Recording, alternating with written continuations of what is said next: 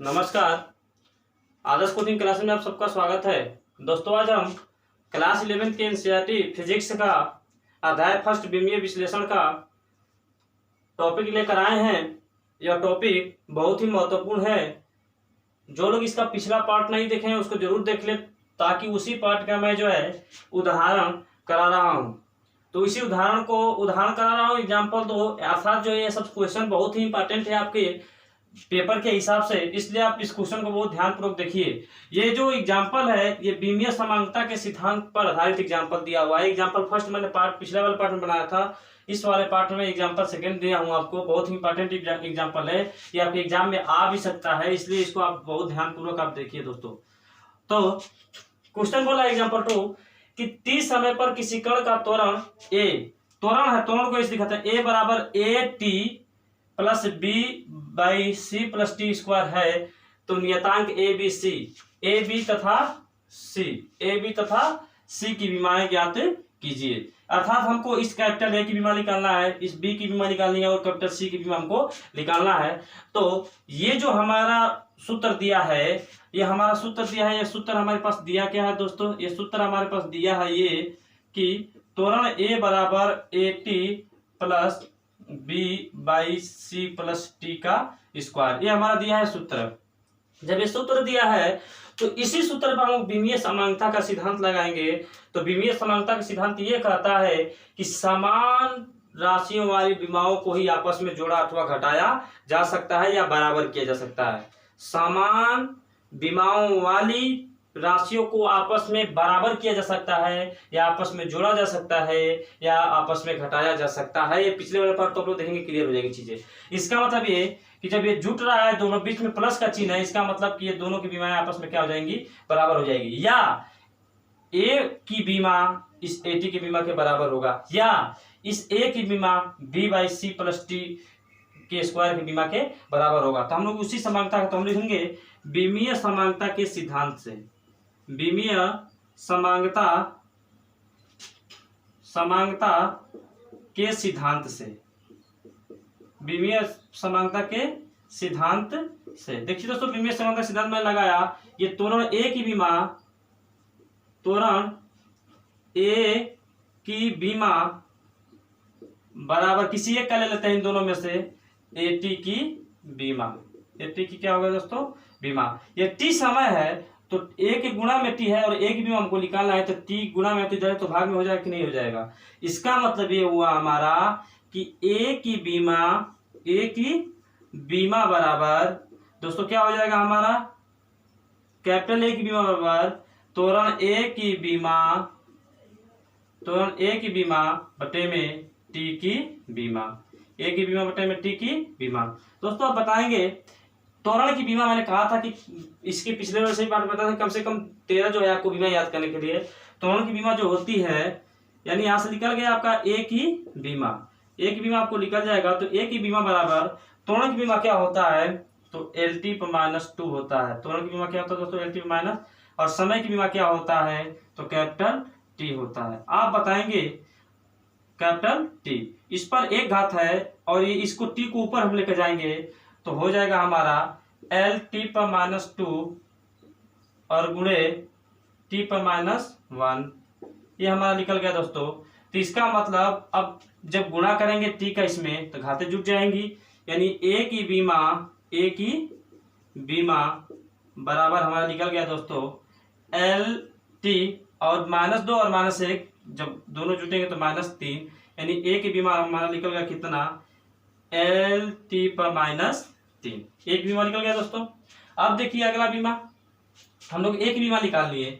अब हम लोग बी की बीमा, अब हम लोग यहां से देखें इस सूत्र में तो सी की बीमा आराम से निकाला जा सकता है। जहां प्लस होता है वो उसकी बीमा आपस में क्या होती है?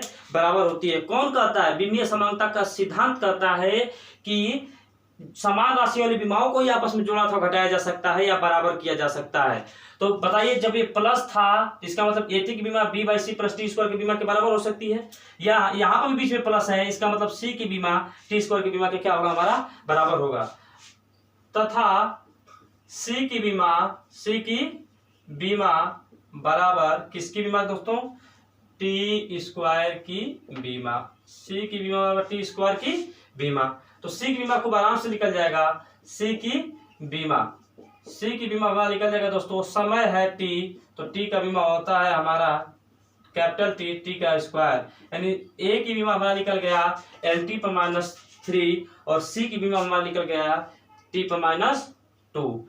अब अगला इसका जो है क्या निकालना है, हमको बी की बीमा निकालना है दोस्तों। किसकी बीमा निकालना है, बी की बीमा निकालना है। तो बी की बीमा निकालने के लिए आप बताइए, जब मैंने ए की बीमा और ए टी की बीमा किया तो क्या मैं ए की बीमा और B by C plus T square की बीमा के बराबर कर सकता हूँ कि नहीं कर सकता हूँ?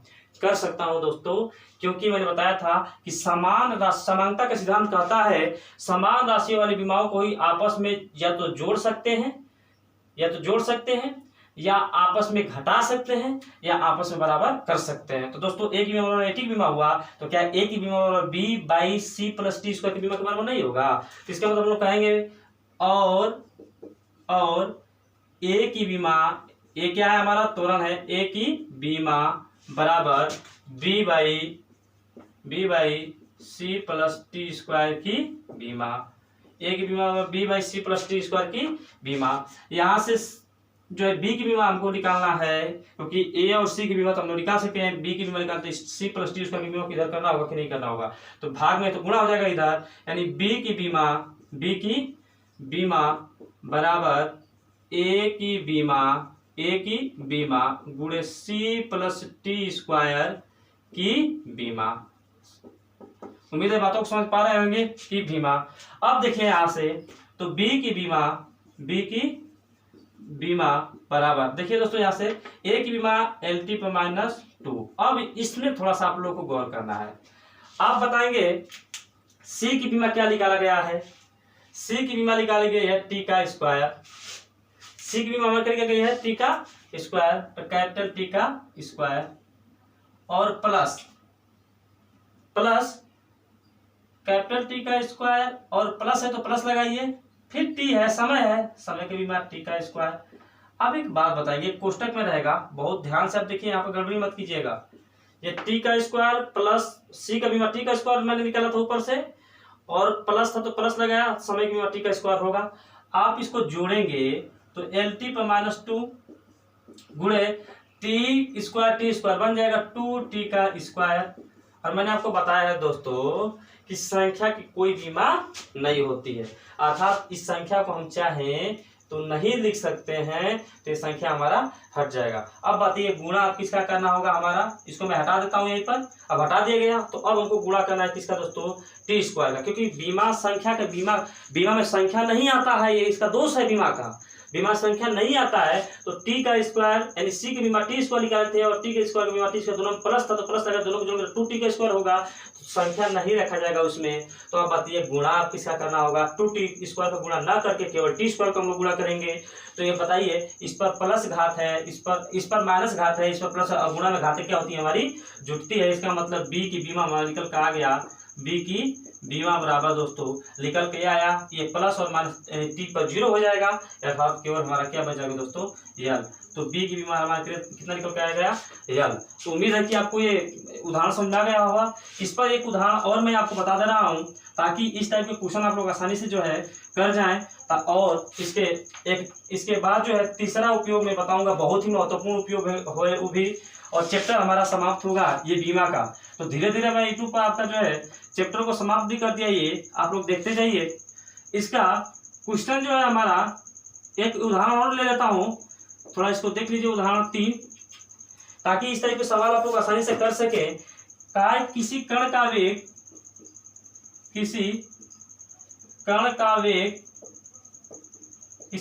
वेग v बराबर AT plus B by T, किसी कण का वेग v बराबर AT plus B by T समीकरण द्वारा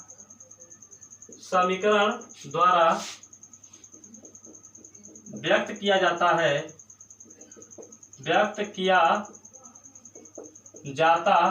है।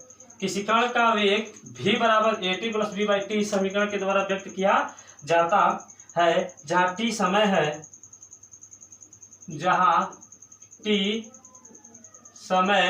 है, तो स्मॉल ए व स्मॉल बी की बीमा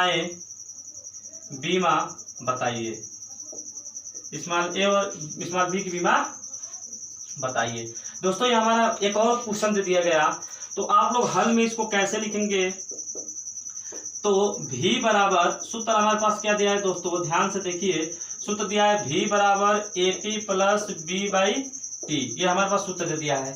हम लोग बीमीय समांगता का सिद्धांत लगाएंगे। बीमीय समांगता के सिद्धांत से, बीमीय समांगता के सिद्धांत से मैंने बताया था कि समान राशि वाली विमाओं को ही आपस में जोड़ा अथवा घटाया जा सकता है या बराबर किया जा सकता है। अर्थात जहां पर प्लस लग गया ये तो दोनों आपस में खुद बराबर हो गए। जहां पर प्लस लगे थे एटी की बीमा और बी बाई टी की बीमा तो खुद आपस में बराबर हो गए। इसका मतलब कि ये भी जो है एटी की बीमा के बराबर होगा या यही भी जो है बी बाई टी की बीमा के बराबर होगा। यानी हम लोग कर सकते हैं भी की बीमा क्या है, भी हमारा वेग भी की बीमा बराबर, एक बार ले लेते हैं एटी की बीमा। किसकी बीमा दोस्तों? एटी की बीमा। यहाँ पर ए जो है हमारा नियतांक है, ए की बीमा निकालनी है तो ए के गुणा में टी है, तो ए की बीमा निकालने के लिए टी को जो है भी के नीचे लाना होगा। इसका मतलब ए की बीमा बराबर भी की बीमा बटे में दोस्तों क्या हो जाएगा, टी नीचे आ जाएगा, बटे में टी की बीमा, भी की बीमा बटे में टी की बीमा। चलिए ठीक है, तो ए की बीमा बराबर भी की बीमा हमारा होता है LT पर -1। कहा था बीमा कुछ याद करने के लिए, आप लोग याद कर सकते हैं कुछ बीमा को।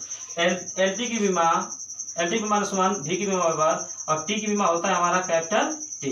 दोस्तों आप एक बात बताएंगे, जब ये हमारा हो गया तो इस पर एक घाता इसको ऊपर ले जाएंगे तो LT पर -1 तो रहेगा ही रहेगा, और गुणे में हमारा कितना हो जाएगा दोस्तों, गुणा में T पर -1, गुणा में क्या हो जाएगा T पर -1, अर्थात हमारा T का गुणा करेंगे इसमें तो -1 -2 हो जाएगा, अर्थात ए की बीमा बराबर इसका गुणा करेंगे तो यह रहेगा, टी पर दोनों घात जुटेंगे तो LT पर -2। ये हमारा निकल गया किसका बीमा, ए की बीमा आपके सामने निकल गई। इसी प्रकार फिर बीमीय समांगता का सिद्धांत निकालेंगे। तो एक बार मैंने भी की बीमा एटी की बीमा किया, तो या तो मैं चाहूं तो एटी की बीमा बराबर बी बाई टी पर निकाल सकता हूं, बी बाई टी की बीमा, या मैं इससे निकालूं भी की बीमा बराबर बी बाई टी की बीमा। तो हम लोग कहेंगे तथा भी की बीमा बराबर बी बाई टी की बीमा, भी की बीमा बराबर बी बाई टी की बीमा। दोस्तों बी की बीमा निकालना तो टी का इधर गुणा करेंगे, यानी बी की बीमा बराबर भी की बीमा गुणे टी की बीमा, भी की बीमा गुणे टी की बीमा। तो बताइए बी की बीमा बराबर भी की बीमा क्या होता है, LT पर -1, ठीक है, और टी की बीमा हमारा क्या होता है टी। अब गुणा है तो घाते जुटेंगे, तो इस पर एक घात है तो दोनों घाते जुटेंगे, -1 और +1 अगर दोनों को जोड़ेंगे तो हमारा 0 हो जाएगा, अर्थात बी की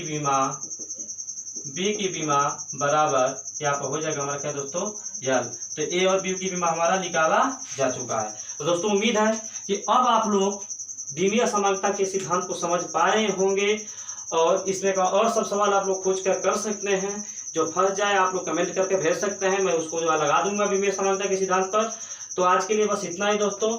आप लोग को ये वीडियो अगर अच्छा लगा हो तो इसको लाइक कीजिए, शेयर कीजिए और चैनल को सपोर्ट कीजिए, नहीं तो मैं इसी तरीके से कितने दिन तक देख सकता हूं दोस्तों। धीरे धीरे मैं जो है चैनल को जो है स्थगित करना ही पड़ेगा, क्योंकि मैं आप लोग के लिए पढ़ा रहा हूं। आप लोग अगर इसको नहीं शेयर करेंगे, नहीं इसको सब्सक्राइब करेंगे, चैनल को सपोर्ट नहीं करेंगे, ये आपका चैनल है, तो ये जो है क्लास यहाँ पर चल नहीं सकता है, क्योंकि हर एक व्यवस्था को मुझे यहाँ पर देखना पड़ता है, अकेले सेटिंग करना होता है। आप लोग इस बात को ध्यान दीजिए। चलिए बहुत बहुत धन्यवाद।